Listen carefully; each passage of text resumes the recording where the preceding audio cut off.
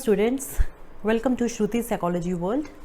इस वीडियो में हम डिस्कस करेंगे क्लासिकल कंडीशनिंग के कॉन्सेप्ट्स। पिछली वीडियो में हमने डिस्कस किया क्लासिकल कंडीशनिंग के इंट्रोडक्शन, उसकी नेचर और उसका एक्सपेरिमेंट और एक्सपेरिमेंट से रिलेटेड कॉन्सेप्ट्स।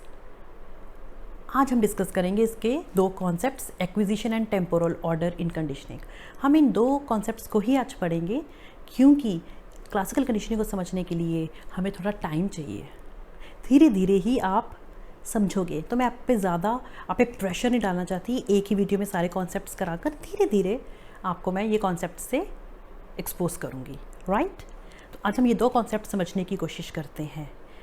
ओके, तो हम स्टार्ट करते हैं एक्विजिशन से। आपने क्लासिकल कंडीशनिंग एक्सपेरिमेंट समझा, उसमें हमने क्या देखा कि फूड होता है एक अनकंडीशन स्टिमुलस और उसको देख के या उसके स्मेल से डॉग स्लाइवेट करते हैं।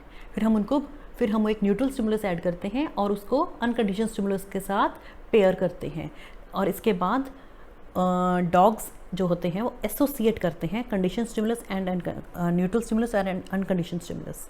ऐसे हम पेयरिंग देते हैं और उसके बाद वो एसोसिएट कर लेते हैं कि बेल बजी मीन्स मेरा फूड आने वाला है। बेल उनके लिए क्यू होता है, एक हिंट होता है, एक सिग्नल होता है कि फूड आएगा। तो बेल को सुनते ही वो स्लाइवेट करते हैं। ये हमारा बेसिक एक्सपेरिमेंट था। तो एक्विजिशन का क्या मतलब है? एक्विजिशन का मतलब है एक्वायर करना। एक्विजिशन का मतलब है उस बिहेवियर को लर्न करना, एसोसिएशन को लर्न करना। हम क्लासिकल कंडीशनिंग में एसोसिएशन ही तो सीख रहे हैं, एसोसिएट करना condition stimulus and uncondition stimulus को। तो अगर हम अपने सब्जेक्ट्स को, अपने डॉग्स को सिर्फ एक बार ही एक्सपोज करेंगे इससे, तो क्या कंडीशन रिस्पॉन्स एक्वायर कर लेंगे वो? क्या ये पॉसिबल है? नहीं। इस एसोसिएशन को स्ट्रॉन्ग बनाने के लिए हमें उन्हें बार बार इस पेयरिंग से उनको एक्सपोज करना होगा। Series of CS US pairings, condition stimulus और अनकंडीशन स्टिमुलस से हमें उनको एक्सपोज करना होगा बार बार, कई बार करना पड़ेगा। जब ऐसा हो जाएगा, जब कई ट्रायल्स हो जाएंगे, तब डॉग्स एसोसिएट कर लेंगे कि बेल है means bell is a signal कि मेरा फूड आने वाला है, और वो बेल को सुनते ही वो स्लाइवेट करने लग जाएंगे। जब वो बेल को सुनते ही स्लाइवेट करने लग जाएं, कंडीशन रिस्पॉन्स उनका डेवलप हो जाए, उनकी कंडीशनिंग हो जाए, तब हम बोलते हैं कि हमारे डॉग्स ने एक्वायर कर लिया, उन्होंने एसोसिएशन बना ली। Condition stimulus and uncondition stimulus के बीच में उन्होंने एसोसिएशन डेवलप कर ली, लर्न कर लिया, एक्वायर कर लिया। Number of trials, percentage of strength of conditioned response. जैसे जैसे ट्रायल्स बढ़ते गए उनकी स्ट्रेंथ, कंडीशन रिस्पॉन्स की स्ट्रेंथ बढ़ती गई। धीरे धीरे धीरे धीरे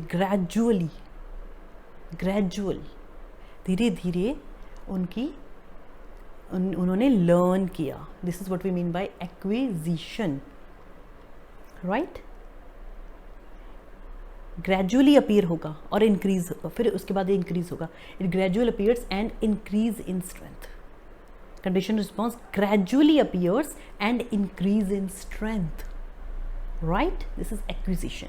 उसके बाद है temporal order in conditioning. Temporal order बहुत इंपॉर्टेंट है। टेम्पोरल ऑर्डर इन कंडीशनिंग का मतलब है कि जो condition stimulus and uncondition stimulus हमने जो देना है वो अरेंजमेंट कैसा होना चाहिए, किस टाइम पे देना चाहिए, कैसे देना चाहिए, उसका ऑर्डर क्या होना चाहिए, उसकी अरेंजमेंट कैसी होनी चाहिए। This is what we mean by temporal order.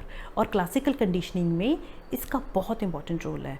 उन्होंने कंटिग्यूटी का ही कॉन्सेप्ट है, ये कंटिग्यूटी के रोल पे फोकस किया है।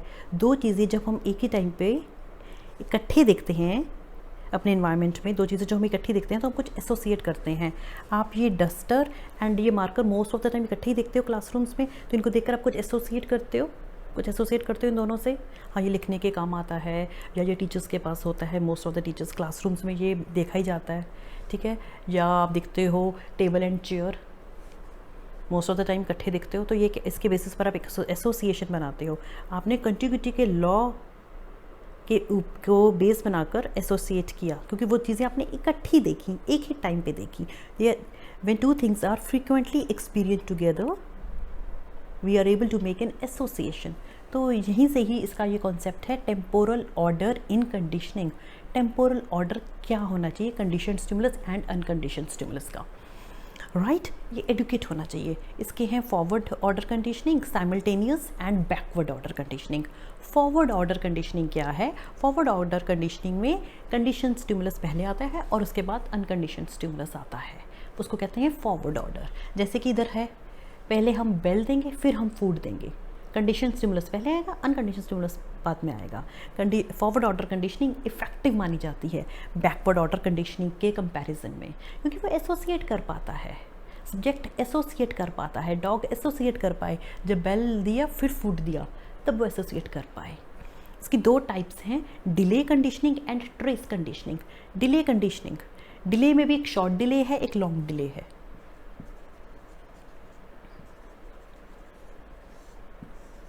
डिले के भी दो टाइप्स हैं, शॉर्ट डिले और लॉन्ग डिले। शॉर्ट डिले में कंडीशन स्टिमुलस फॉरवर्ड ऑर्डर है तो कंडीशन स्टिमुलस पहले आएगा फिर अनकंडीशन स्टिमुलस आएगा, ठीक है। इन दोनों के बीच में जब 1 सेकंड का गैप होगा तब वो शॉर्ट डिले कंडीशनिंग बन जाएगी। कंडीशन स्टिमुलस दिया, उसके 1 सेकंड के बाद आपने अनकंडीशन स्टिमुलस दे दिया जो कि फूड है। कंडीशन स्टिमुलस आपका है बेल, अनकंडीशन स्टिमुलस आपका फूड है। आपने बेल बजाई ड्यूरिंग द बेल, तब आपने उसके बाद आपने क्या दिया? आपने फूड दिया। तो जब फूड प्रेजेंट हो रहा है हमारे सब्जेक्ट को तो बेल भी बज रही है, बेल इज़ प्रेजेंट। जब आप फूड दे रहे हो उसके बेल भी सुन रहा है, बेल भी सुन रहा है और उसके बाद फूड आ रहा है, तो बेल है जब तक फूड प्रेजेंट किया जा रहा है। तो ये हमारी होती है डिले कंडीशनिंग। डिले कंडीशनिंग इसमें कंडीशन स्टिमुलस और अनकंडीशन स्टिमुलस एक दूसरे को ओवरलैप करते हैं और कंडीशन स्टिमुलस ये ओवरलैप करते हैं। जब फूड प्रेजेंट हो रहा है तो बेल भी बज रही है, बेल भी सुन रहे हैं जब फूड प्रेजेंट किया जा रहा है। तो CS and US unconditioned stimulus they both overlap. किसमें? डिले कंडीशनिंग में। शॉर्ट डिले में 1 सेकंड का फ़र्क होता है। अब हम लॉन्ग डिले पढ़ते हैं जो डिले की दूसरी टाइप्स है। इसमें सिर्फ फ़र्क इतना है कि इसमें डिले ज़्यादा होता है। शॉर्ट डिले में 1 सेकंड, शॉर्ट डिले कंडीशनिंग में 1 सेकंड का डिफरेंस होता है, लॉन्ग डिले कंडीशनिंग में सेवरल सेकंड्स का डिफरेंस होता है। मीन्स बेल बज रही है और फूड उसके कई सेकंड्स निकलने के बाद आ रहा है। जब फूड आ रहा है बेल वो फिर भी सुन रहे हैं, फ़र्क सिर्फ इतना है कि टाइम इंटरवल जो वो है वो ज़्यादा है, उसमें 1 सेकंड का है, इसमें कई सेकंड्स का डिफरेंस है। तो शॉर्ट डिले और लॉन्ग डिले में इम्पॉर्टेंट बात ये है कि जो शॉर्ट डिले है वो इफ़ेक्टिव है, वो रैपिड है, वो स्ट्रॉन्गेस्ट है। शॉर्ट डिले कंडीशनिंग बेस्ट मानी जाती है कंडीशनिंग के कंटेक्स्ट में। शॉर्ट डिले कंडीशनिंग रैपिड है, इफ़ेक्टिव है, राइट। लॉन्ग डिले कम इफ़ेक्टिव है। फिर आ जाता है हमारा ट्रेस कंडीशनिंग। ट्रेस कंडीशनिंग क्या है? ट्रेस कंडीशनिंग में आपको कंडीशन स्टिमुलस दिया जाता है, उसके बाद ही अनकंडीशन स्टिमुलस आता है, वो बात तो सेम रहेगी। कंडीशन स्टिमुलस आता है मीन्स बेल आती है, बेल बंद हो जाती है, बेल सुनाते हैं आपको, बेल को बंद कर देते हैं, उसके बाद फूड प्रेजेंट किया जाता है। अब जो सब्जेक्ट है हमारे जो डॉग है वो कंफ्यूज हो जाता है। क्यों? एसोसिएशन थोड़ी मुश्किल से बनती है, क्योंकि जब फूड प्रेजेंट किया जा रहा है तो बेल वो नहीं सुन रहा, तो एसोसिएशन बनानी थोड़ी मुश्किल होती है। जब अनकंडीशन स्टिमुलस दिया आ रहा है उस वक़्त वो बेल नहीं सुन रहा, बेल प्रेजेंट नहीं है, बेल प्रेजेंट नहीं है उस वक़्त। इससे क्या होता है, उसकी एसोसिएशन एक तो वीक हो जाती है, एक जो टाइम इंटरवल होता है, A है बेल और B है फूड, बेल है A और फूड है B। बेल आई, बेल आके चली गई, फिर फूड आया, तो एसोसिएट करना उसके लिए मुश्किल हो गया, क्योंकि टाइम निकल गया तो उसके लिए एसोसिएशन बनानी मुश्किल हो गई। उसको अपने मेंटल रिप्रेजेंटेशन बनानी पड़ेगी अगर उसको कंडीशन रिस्पॉन्स इवोक करना है। अगर उसको अगर स्लाइवेट करना है, अगर उसको ये कंडीशन रिस्पॉन्स इवोक करना है बेल के लिए, बेल को सुनकर, तो उसको अपने मेमोरी ट्रेस पे फोकस करना पड़ेगा। उसको मेमोरी ट्रेस इज़ इम्पॉर्टेंट, वो ट्रेस होगा, उसको अगर याद रहेगा कि बेल बजी थी तब तो वो रिस्पॉन्ड करेगा। अगर वो सोचेगा कि बेल नहीं बजी तो वो रिस्पॉन्ड नहीं करेगा। तो ये होती है ट्रेस कंडीशनिंग। तो डिले कंडीशनिंग में कंडीशन स्टिमुलस और अनकंडीशन स्टिमुलस ओवरलैप करते हैं, इसमें ओवरलैप नहीं करते। इसमें कंडीशन, जब अनकंडीशन स्टिमुलस होता है, जब दिया जा रहा होता है तो कंडीशन स्टिमुलस भी होता है। जब फूड दिया जा रहा होता है तो बेल भी सुन रहे होते हैं। और ट्रेस कंडीशनिंग में जब हम फूड देते हैं तो कंडीशन स्टिमुलस नहीं होता, वो जा चुका होता है, बेल बज के जा चुकी होती है, इसलिए वो ओवरलैप नहीं करते। ओवरलैप वो दोनों आपस में नहीं करते, condition and uncondition stimulus. अनकंडीशन stimulus जब हम दे रहे होते हैं तो कंडीशन स्टिमुलस प्रेजेंट नहीं होता ट्रेस कंडीशनिंग में, राइट। उसके बाद आ जाती है हमारी साइमल्टेनियस कंडीशनिंग। साइमल्टेनियस कंडीशनिंग में condition stimulus and uncondition stimulus इकट्ठे दिए जाते हैं। इसमें भी ये भी बहुत इफेक्टिव कंडीशनिंग नहीं मानी जाती इसमें भी, राइट। उसके बाद आता है हमारा backward order conditioning. Backward order में हम ऑर्डर रिवर्स कर देते हैं। हम कंडीशन स्टिमुलस को पहले दे रहे थे और अनकंडीशन स्टिमुलस को बाद में देते थे फॉरवर्ड ऑर्डर में।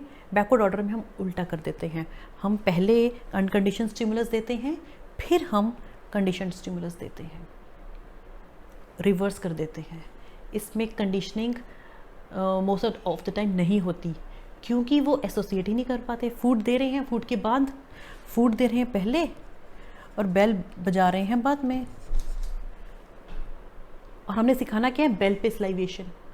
बेल अभी न्यूट्रल स्टिमुलस है, इसको कंडीशन स्टिमुलस बनाने के लिए एसोसिएट करना पड़ेगा उसको बेल और फूड को। उसको फूड तो पहले ही मिल गया, हमारे सब्जेक्ट को फूड से ही उसको मतलब था, तो वो बेल पे इतना ध्यान देगा या नहीं देगा ये तो एक डाउट ही है। तो ये backward order conditioning effective conditioning नहीं मानी जाती।